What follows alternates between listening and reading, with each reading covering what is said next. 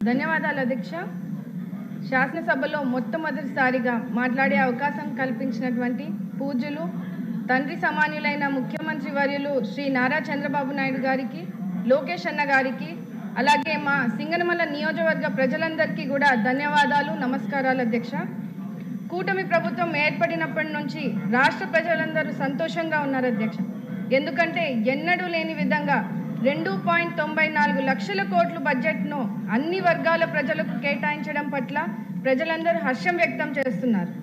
మన ముఖ్యమంత్రి వర్యులు నారా చంద్రబాబు నాయుడు గారు అంటే ఆంధ్ర రాష్ట్ర ప్రజలకు ఒక నమ్మకము, ఒక ధైర్యం అధ్యక్ష.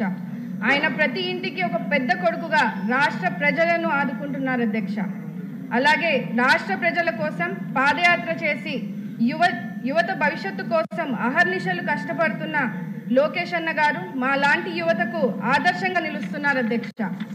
అంబేద్కర్ గారి రాజ్యాంగాన్ని మరియు వారి ఆశల అనుగుణంగా బడుగు బలహీన వర్గాలకు అభివృద్ధి బాటలు వేసేది మన కూటమి ప్రభుత్వం అని చెప్పడానికి ఎంతో సంతోషిస్తున్నాను అధ్యక్ష.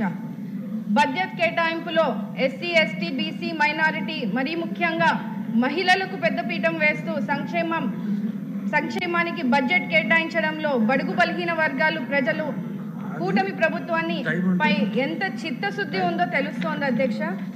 విద్యారంగాన్ని బలోపేతం చేయడం ద్వారా భావితరాల బంగారు భవిష్యత్తుకు బాటలు వేయచ్చనే ఉద్దేశంతో పాఠశాల విద్యకు అలాగే ఉన్నత విద్యకు కూడా బడ్జెట్ కేటాయించడం పట్ల రాష్ట్ర విద్యార్థుల తరఫున ఆర్థిక మంత్రి వర్యులు పయాల్ కేశవ్ గారికి మరియు విద్యాశాఖ మంత్రి వర్యులు లోకేష్ గారికి ధన్యవాదాలు తెలియజేస్తున్నాను అధ్యక్ష.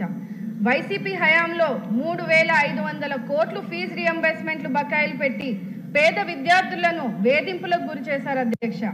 ఇప్పుడు ఆ బకాయిలు కూడా మన మంచి ప్రభుత్వం చెల్లించబోతోంది.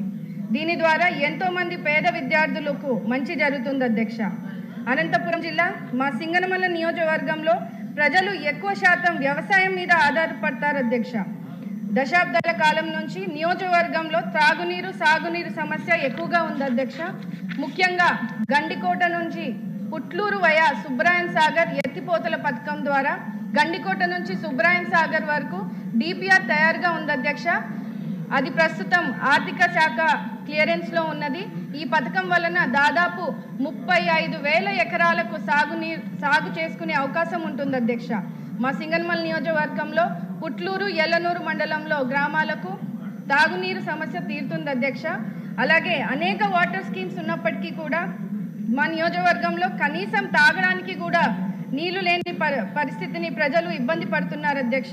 తగు మౌలిక సదుపాయాల కోసం అదనపు బడ్జెట్ని కేటాయించవలసిందిగా కోరుతూ, అదేవిధంగా మా నియోజకవర్గంలో సింగనమల మండలం రాచేపల్లి పంచాయతీలో లిడ్ క్యాప్ కి సంబంధించినటువంటి లెదర్ ఫ్యాక్టరీ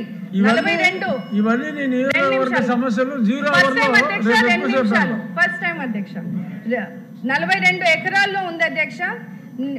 కానీ నిధులు కేటాయించలేక ఆ ఫ్యాక్టరీ గత ప్రభుత్వం మూసివేయడం జరిగింది. ఆ ఫ్యాక్టరీని తిరిగి ప్రారంభిస్తే సుమారు 3,000 ఎస్సీ కుటుంబాలకు ఉపాధి కలుగుతుంది అధ్యక్ష. కావున ఫ్యాక్టరీపై దృష్టి సారించి నిధులు కేటాయించవలసిందిగా కోరుతూ, అదేవిధంగా బీసీ, ఎస్సీ స్కూల్స్ అండ్ హాస్టల్స్కు సరైన మౌలిక సదుపాయాలు లేవు అధ్యక్ష. ఎందుకంటే అక్కడ కనీసం వాటర్ ఫెసిలిటీస్, కరెంట్ ఫెసిలిటీస్ లేక పిల్లలు ఇబ్బంది పడుతున్నప్పటికీ తల్లిదండ్రులు బడులకు పంపించేందుకు కూడా మా పిల్లలను బడులను కూడా పంపించట్లేదు అధ్యక్ష. ముఖ్యంగా ఆడపిల్లలను చిన్న వయసులోనే పెళ్లిళ్ళు చేస్తున్నారు అధ్యక్ష. అందుకనే స్కూల్స్ అండ్ హాస్టల్స్కి మౌలిక సదుపాయాలు అందించాలని సంబంధిత మంత్రివర్యులను కోరుతున్నాను అధ్యక్ష. గత ప్రభుత్వం బడుగు బలహీన వర్గాలకు అడుగడుగున అన్యాయం చేస్తుంది అధ్యక్ష. ముఖ్యంగా ఎస్సీ సబ్ ప్లాన్ నిధులను దారి మళ్లించి 40,000 కోట్ల రూపాయలను దారి మళ్లించి తీవ్ర అన్యాయం చేశారు అధ్యక్ష. అదేవిధంగా ఎస్సీ వెల్ఫేర్ పథకాలు రద్దు చేసి వాటిని పునరుద్ధరించాలని, సంక్షేమాన్ని అభివృద్ధి బాటలో పట్టించాలని ఈ సభా వేదికగా కోరుతున్నాను అధ్యక్ష. ఇప్పటికే కొన్ని పథకాలను పునరుద్ధరించారు. వాటిలో విదేశీ విద్య వంటి పథకాలు బడుగు బలహీన వర్గాలకు విద్యార్థులకు మంచి జరుగుతుంది అధ్యక్ష.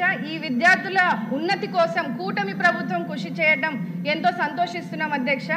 అదేవిధంగా బడుగు బలహీన వర్గాల సంక్షేమం కోసం బడ్జెట్లో అధిక ప్రాధాన్యత ఇస్తూ ఆర్థికంగా, సామాజికంగా, విద్యా, వైద్య రంగాల్లో చేయూతనిచ్చే విధంగా ఎస్సీ వెల్ఫేర్ నిధులు కేటాయించడాన్ని ఆనందిస్తున్నాం అధ్యక్ష. ఎన్ని అవాంతరాలు ఎదురైనా వెనుతిరగకుండా ముందుకు సాగుతున్నటువంటి లక్ష్యంగా బడ్జెట్ను రూపొందించారు.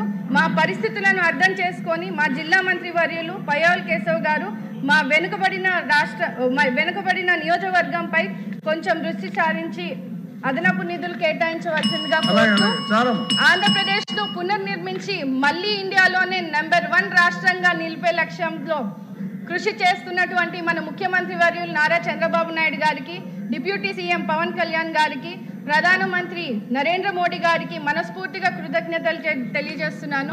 నాకు అవకాశం ఇచ్చినటువంటి ఆనరబుల్ డిప్యూటీ స్పీకర్ గారికి ధన్యవాదాలు అధ్యక్ష. జై భీమ్.